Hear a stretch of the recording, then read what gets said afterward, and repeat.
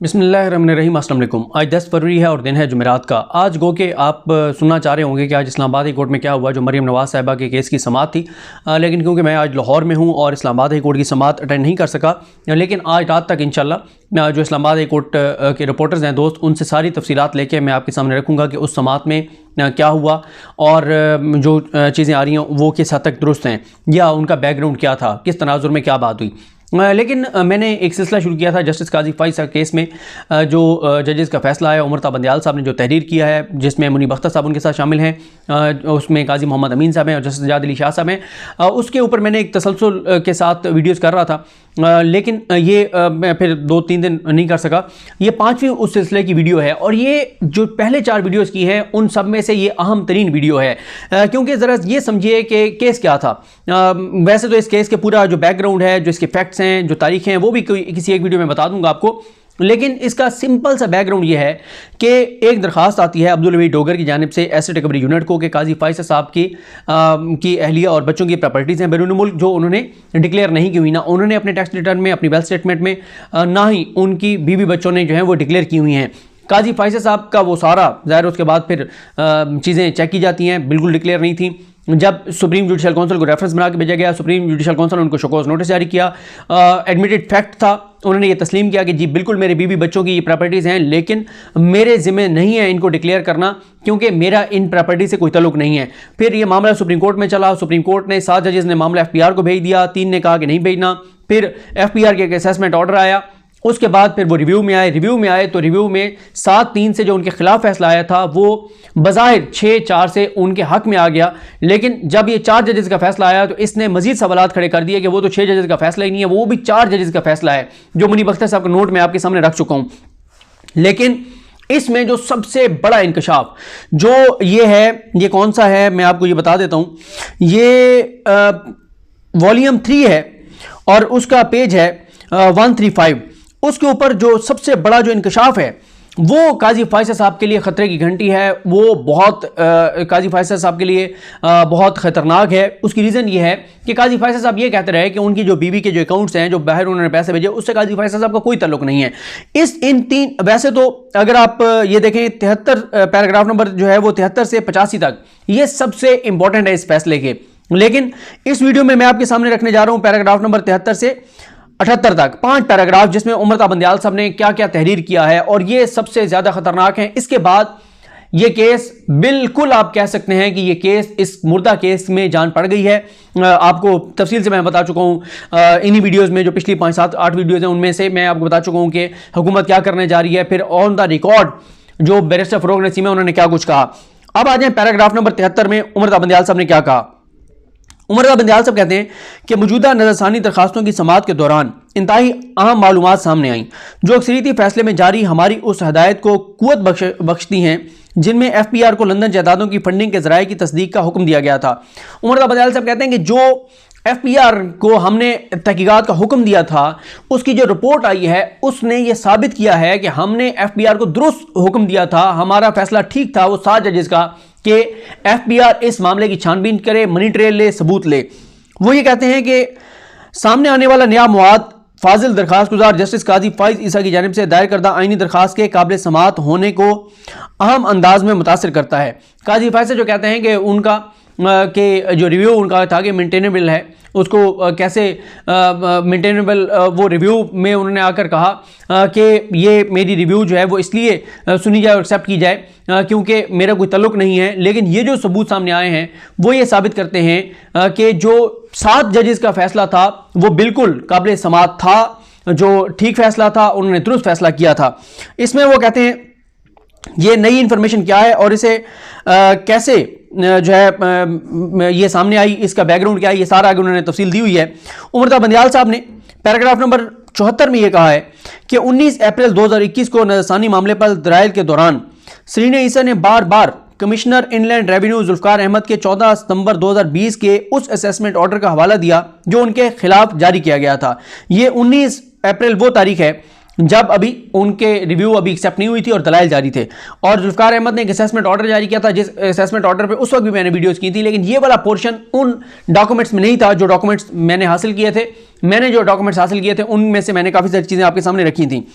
जुल्फ़िकार अहमद के इस assessment order का हवाला देने का बुनियादी मकसद जो सरीना ईसा की जानिब से बयान किया गया, यह दिखाना था कि FBI तस्लीम कर चुका है कि सरीना ईसा ने टैक्स सालों 2003 से 2013 के अरसे के दौरान 7,37,000 पाउंड्स और $17,966 मालियत की रकम को बरतानिया मुंतकिल किया था। सरीना ईसा साहबा ये दिखाती रही कि FBI ने भी मान लिया है कि मैंने इतने हज़ार मैंने 7,37,503 पाउंड्स और $17,966 जो हैं वो बैंकिंग चैनल से जो है वो मुंतकिल किए बैरून मुल्क। FBI भी मान चुका है, तो इस हद तक उन्होंने इस FBI की रिपोर्ट को अपने हक में इस्तेमाल किया, जिससे तस्दीक होती है कि लंदन जायदादों की खरीदारी के लिए उनके पास जरूरी रकम मौजूद थी और वैसे उन जायदादों की कुल मालियत जो है वो 7,51,000 पाउंड थे। तो सरीना ईसा साहिबा इस अपने हक में इस्तेमाल करती रही इस रिपोर्ट को कि देखें ये रिपोर्ट ये बताती है कि मैंने बैंकिंग चैनल से पैसे बाहर भेजे। ताहम सरीना ईसा साहिबा की जानिब से कहा गया कि अगरचा ये असेसमेंट ऑर्डर जुज़वी तौर पर उनके लिए साजगार है, लेकिन उन्होंने दीगर नुकात पर उसके खिलाफ अपील दायर की थी। जब ये असेसमेंट ऑर्डर आया तो उन्होंने जिस फोरम पर अपील बनती थी उस ऑर्डर के खिलाफ वो अपील भी कर दी थी उन्होंने, और फिर मामला सुप्रीम कोर्ट में रिव्यू में यहां पर भी ले आए। मजीद ये कि सरीना ईसा और जस्टिस काजी फाइज ईसा की जानिब से शिकायत की गई कि वो इस रिपोर्ट से नावाकिफ हैं जो चेयरमैन FBI की जानिब से सुप्रीम जुडिशल काउंसिल के सेक्रेटरी को भेजी गई है। उन्होंने कहा कि हमें पता ही नहीं है कि चेयरमैन FBI ने क्या रिपोर्ट सुप्रीम जुडिशल काउंसिल को भेजी है, हमें इस बारे में कोई नॉलेज नहीं है। इसके बावजूद कि सरीना ईसा ने खास तौर पर यह रिपोर्ट मांगी, उसके बावजूद उन्हें इस रिपोर्ट की कापी फराहम नहीं की गई। इस शिकायत के अजाले के लिए अदालत ने 19 अप्रैल 2021 को एक मुतफ़िक़ा ऑर्डर जारी किया, जिसमें सुप्रीम जुडिशल काउंसिल के सेक्रेटरी को हुक्म दिया गया कि सुप्रीम जुडिशल काउंसिल को जमा कराई गई FBI की रिपोर्ट की मुंसलिक रिकॉर्ड जो है उसके हमरा 13 नकूल तैयार की जाएँ और वो ये यकीनी बनाएंगे कि मज़कूरा दस्तावेज़ात कल दिन 11:30 बजे तक बेंच के फाजिल मेंबरान, 2 दरखास्त गुजारों और फाजिल एडिशनल अटॉर्नी जनरल के मुआयने के लिए मौजूद हों। वो ये कह रहे हैं कि जब सरीना ईसा साहब ने शिकायत की कि मुझे तो वो रिकॉर्ड ही नहीं दे रहे कि मेरे खिलाफ क्या इन्होंने रिपोर्ट भेजी है FBI ने सुप्रीम जुडिशल काउंसिल को और काजी फायसा साहब के हवाले से, वो काजी फायसा साहब के हवाले से तो नहीं थी, वो तो सरीना ईसा साहब और उनके बच्चों के हवाले से थी और उसको कंसीडर इसी तरह से किया जाना था कि उसमें कोई ऐसी चीज़ है या नहीं है जिसका काजी फायसा साहब से ताल्लुक साबित हो। तो वो ये कहते हैं उमरता बंदयाल साहब कि हमने ये ऑर्डर किया कि इसकी 13 कॉपीज़ बनाई जाएं, 10 सुप्रीम कोर्ट के जजेस को जो कि ये केस सुन रहे हैं उनको दी जाएं और 2 जो हैं वो दी जाएं, एक काजी फायसा साहब को, एक सरीना ईसा साहिबा को, और तीसरी कॉपी जो है वो additional attorney general Aamir Rahman साहब को दी जाए। उमरता बंदयाल साहब ने फैसले के पैराग्राफ नंबर 75 में कहा है कि अगले रोज यानी 20 अप्रैल 2021 को ये डॉक्यूमेंट्स उन मुतलका तमाम 13 अफराद को फराहम कर दिए गए जिनका जिक्र 19 अप्रैल 2021 के ऑर्डर में किया गया था। इन डॉक्यूमेंट्स में कमिश्नर इंलैंड रेवेन्यू का जारी करदा असेसमेंट ऑर्डर, चेयरमैन FBI की रिपोर्ट और उससे मुंसलिक कुछ मवाद जैसा कि सरीना ईसा के बैंकिंग डॉक्यूमेंट शामिल थे। ये इस डाटा की वजह से था कि मुतलका इन्फॉर्मेशन का इंकशाफ हुआ।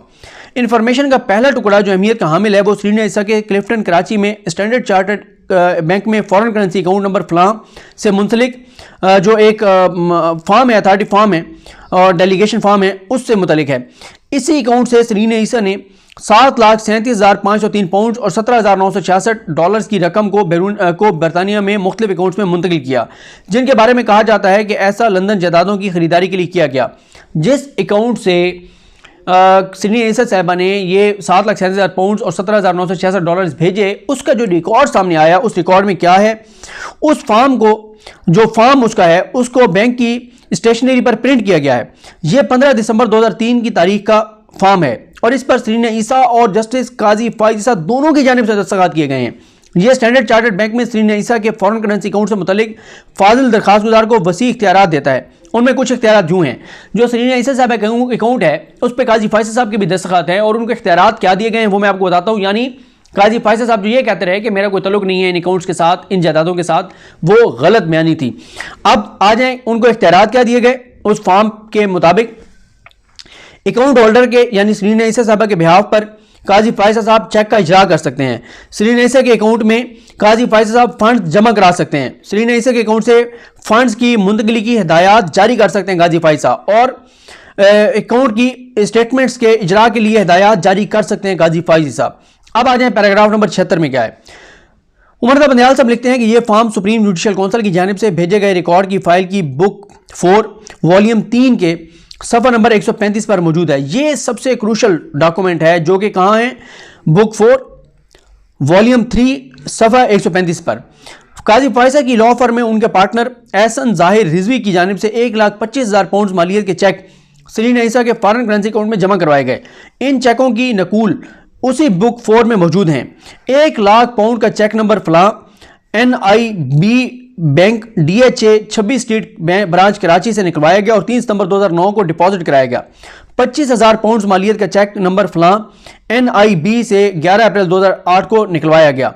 यानी चेक नंबर तक, चेकों की कॉपियां, हर चीज साथ लगा दी गई है कि किस तरह से चेक जो है वो कहां से निकलवाए गए और किस तरह से काजी फायजा साहब के पार्टनर ने सरीना ईसा साहिबा के उस अकाउंट में पैसे जमा कराए जिस अकाउंट से पैसे मुंतकिल करके और लंदन की जायदादें खरीदी गई। इख्तलाफी नोट के पैराग्राफ नंबर 77 में कहा गया है कि इस मौत का जायजा लेने के बाद जब बेंच 20 अप्रैल 2021 को दिन 11:30 बजे समाअत का आगाज करने के लिए बैठा तो सरीना ईसा ने अपने दलाइल का आगाज इस दरखास्त के साथ किया कि सुप्रीम जुडिशल कौंसिल से मौसूल शुदा मवाद को वापस किया जाए। जब ये उनको सारी चीज़ें सामने आई तो उन्होंने कहा इसको वापस किया जाए। अच्छा, क्यों वापस किया जाए? फिर वो कहते हैं कि समाअत के इख्तिताम पर फाजिल दरखास्त गुजार ने भी यानी काजी फाइसा ने भी बेंच मेंबरान के सामने इसी दरखास्त को दोहराया। इन एतराज़ात के दरमियान हम में से एक ने दिन के आगाज़ पर सुप्रीम जुडिशल कौंसिल से मौसूल शुदा नए मवाद की बुनियाद पर पाकिस्तान के बैंक में उस फॉरेन करेंसी अकाउंट से मुतल्लिक जस्टिस काजी फाइज ईसा से 3 सवालात किए, जिसके जरिए सरीना ईसा ने 7,37,000 पाउंड और $17,966 की रकम को मुंतकिल किया था, जिससे उनके मुताबिक बाद में लंदन की जायदादों को खरीदा गया था। वो 3 सवाल कुछ यूं थे जो काजी फाइज ईसा साहब से पूछे गए थे। वो क्या थे? क्या जस्टिस काजी फाइज ईसा के पास फॉरेन करेंसी अकाउंट चलाने की अथॉरिटी थी? क्या फॉरेन करेंसी अकाउंट में जमा कराई गई रकूम से जस्टिस काजी फाइज ईसा को कोई तल्लुक था? क्या फॉरेन करेंसी अकाउंट से रकम निकलवाने से काजी फाइज ईसा का कोई तल्लुक था? इस मरले पर जस्टिस काजी फाइज ईसा ने पूछा कि आया उन्हें इन सवालात के जवाब फौरी देने चाहिए या फिर कल दे दें। दरखास्त गुजार जस्टिस काजी फाइज ईसा को वक्त देने के लिए ताकि वो अपने ख्यालात को जमा कर सकें, सोच सकें, मामले को अगले दिन तक मुलतवी कर दिया गया। उसके बाद 21 अप्रैल 2021 को एक तहरीरी डॉक्यूमेंट जमा कराया गया जिसमें काजी फाइज ईसा ने इन सवालों के जवाब ना हाँ में और ना ही ना में दिए। उसके बजाय काजी फाइज ईसा की जानिब से ये रद्द-ए-अमल जमा कराया गया। वो ये था कि ये हुक्म दिया गया था कि FPR की रिपोर्ट काजी फाइज ईसा और इनको दी जाए और फिर काजी फाइज से ये जो 3 सवाल पूछे गए उस पर काजी फाइज ईसा कहते हैं कि मेरे लिए मुकम्मल हैरानी का बायस था कि 20 अप्रैल 2021 को उठने से ज़रा पहले मोअज़्ज़िज़ जस्टिस उमर ता बंदियाल ने कई सवाल पूछे जो नुमाया तौर पर जुल्फ़िकार अहमद के ऑर्डर या चेयरमैन FPR की रिपोर्ट से निकलते थे, सामने आते थे। काजी फाइज ईसा इन सवालों के जवाब देने के लिए तैयार थे। ताहम मोअज़्ज़िज़ जज साहब की जानिब से उन्हें कहा गया कि वो इन सवालों के जवाब समाअत की अगली तारीख को दें जो कि कल सुबह 9:30 बजे होगी। ये कि चूंकि सरीना ईसा और काजी फाइज ईसा जुल्फ़िकार अहमद के ऑर्डर और चेयरमैन FPR की रिपोर्ट को नहीं मानते तो इसलिए नहायत एहतराम से अर्ज़ किया जाता है कि ये सवालात नहीं रखने चाहिए थे। अगर काजी फाइज ईसा इन सवालात को मान लेते हैं और उनका जवाब दे देते हैं तो वो मौसर अंदाज में एक वाज़ेह गैर कानूनी इक़दाम की तायीद कर रहे होंगे और अपने ही केस को कमज़ोर कर रहे होंगे कि रेफरेंस में किसी चीज़ का इजाफा नहीं किया जा सकता।